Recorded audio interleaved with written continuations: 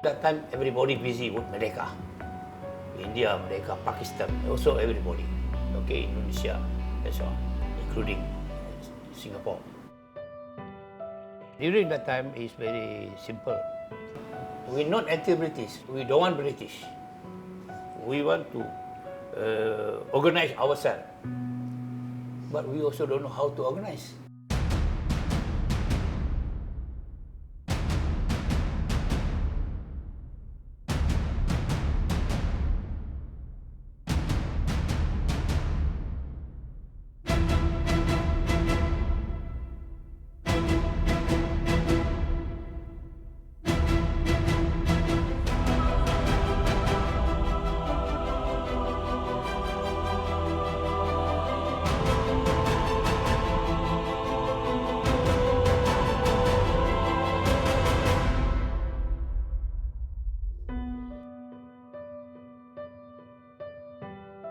We had the colonial masters last time, and we suffered under them. We, the pioneers, went through it, and we built Singapore. You know, as I've told you, with only rice, fish, and kopio, we started our life. My very first day in employment in 1965, I joined as a daily rated employee for $4.55. I was like a horse. My Mercedes was my rally bicycle. I used to cycle to work, cycle to Singapore Vocational School, to Polytechnic, and even cycle to Upper Serangoon Technical School in one day. That was the days when we really work. And those days, nobody gives you education. You have to educate yourself. You know, you have to educate yourself. Not a cent, not a minute comes from management. Employment system is a bit chaotic. Job is not easy to come by. You might be working today, but a couple of weeks or a couple of months down the road, you might lose your job because there's no representation. And every other day you heard some form of strike or something. Okay? So that creates fear in you. There was a lot of confrontational issues between management and union.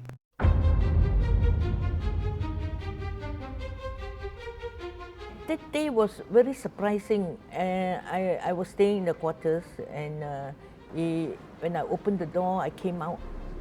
Oh, I see this all nurses in white. My very good friend saw me coming out, and she was a striker, you know. So she says, Yoke Lan, you must come and support us. You must come and support us. We must have a good number of people to go to strike so that the management will know and listen to us. Otherwise, all of us will lose our job. We want to get better condition of service. We want to get union representation. You must come. And there was some problem with one of the batches of nurses who was not happy because they have to leave their job when they pass their exam and reapply for employment. Whereas for us, it's different. We pass out, we work 1 year, and then we are put on permanent scheme. I joined the strike, but I still have my respect for my matrons, you know. So sometimes this striker make all sorts of funny remarks and all that. So I told them, you can go on strike, you can fight for your own representative, but don't go and disturb your seniors like that. I used to do that and chase after them, don't do that. You know, you can sing songs, sit there and sing whatever you want, all the union songs, you know. Solidarity forever. Solidarity forever, for the union make us strong.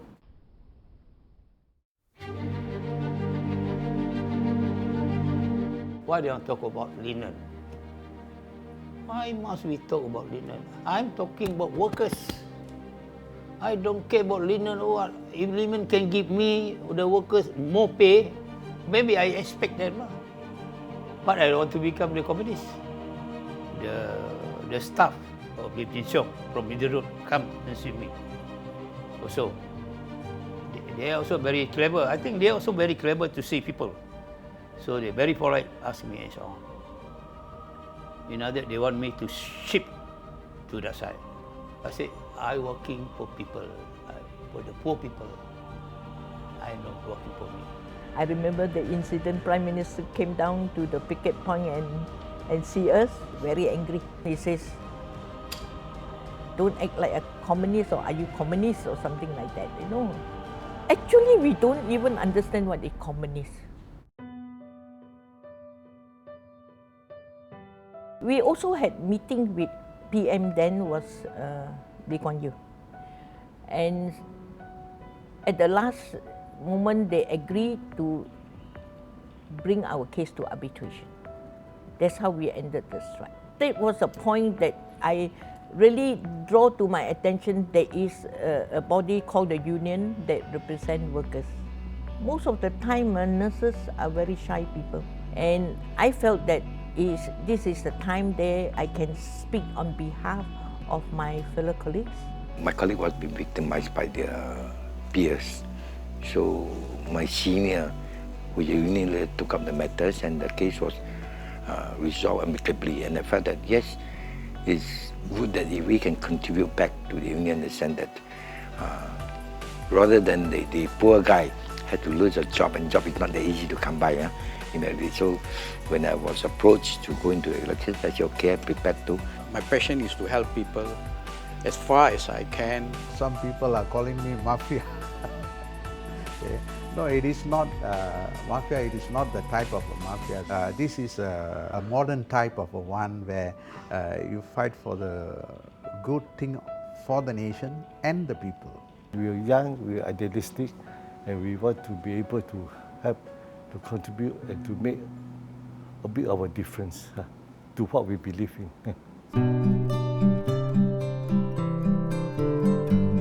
All the technical people in PUB, you will be shocked to hear that they were under a miscellaneous grade. Do you know what's miscellaneous grade? Roja grade. It's a very kitchen language. So as management, gas department, water, electricity, and you are the backbone of Singapore. Why is it that all the technical people, they should come under the technical scheme of service? What is miscellaneous grade? I don't understand. So the management cannot explain. So I said, first thing, we have to streamline this. Then only we can get a lot of promotional prospects, career development for members. You have to be very frank, right? And then think that you can move on. Within your means, you have them out. But don't give empty promises. I'm the first union to bring in the shift allowance. Then we had the heat and noise allowance for those working in the power station. You know, have you been to the power station? The noise and the heat is horrible. And it's our people who are doing the job. So they must enjoy a certain privilege. Then we had the inconvenience allowance. It is where the sewerage people who go down the main hole use their bare hand to pull out shit from the clogged pipings, you know how smelly it is. So we said, you must give this inconvenience allowance. So management was a bit reluctant. I brought management people down. Personally, you come down and see what's happening. And they agree. See, management are not bad people. We must only make them understand the difficulties, the pain we are going through. That's very important. You be more sincere and honest about things when you put forward to them. Don't just simply for the sake of trade union man, you go and fight, you throw stone at that people, and you're asking for trouble. You know, everything has to be justified. So I think people will listen to you. See, union leadership is not qualification alone. Union leadership is passion. If it comes from your heart, that you want to help the members, you will never feel tired. You will enjoy it. One day, my wife also scolded me like hell. He was born, last daughter, Supia. I had in the meeting. So I must somebody, one of my friend, my committee also, names Gopal. Well, please take my wife, go back from hospital, and so on and so on. Okay, they do lah. So my wife, I go back, they scold me like that. So I hope you will come and so on. What? I said, I have a meeting. So you can tell that meeting. This is a very important meeting. So I must settle down the meeting first. Then I see you. Some friends ask me whether I have regretted leaving the education service. They said, oh, you have been a school principal. I said, I have no regret. In trying to do what I can to make life a bit better for somebody. For me, a more just and equal society has been the thing that drove me on right from the start. And that challenge remains there all the time, at different stages. During your young period of time, sometimes your blood is too hot, too warm, you don't scared, you don't worry about anything, We want to make sure that whatever we do, it don't contradicts and intervene into our national interest. Even that period of time, we used to think that way because it took a very hard time for the ex-Prime Minister and other cabinets, They had a very, very hard time during that period of time to make what Singapore is today. So we have to hold hand with them to do what we can do for our nation. That's what we did. It is almost like a race with no finishing line. And when you are asked to take part in the race and you are told that there's no finishing line, I think not many people are willing to really go on the race with no finishing line. But this is the realities. We do what we can, and when our time comes, we just pass the baton on and let the next person carry on the race.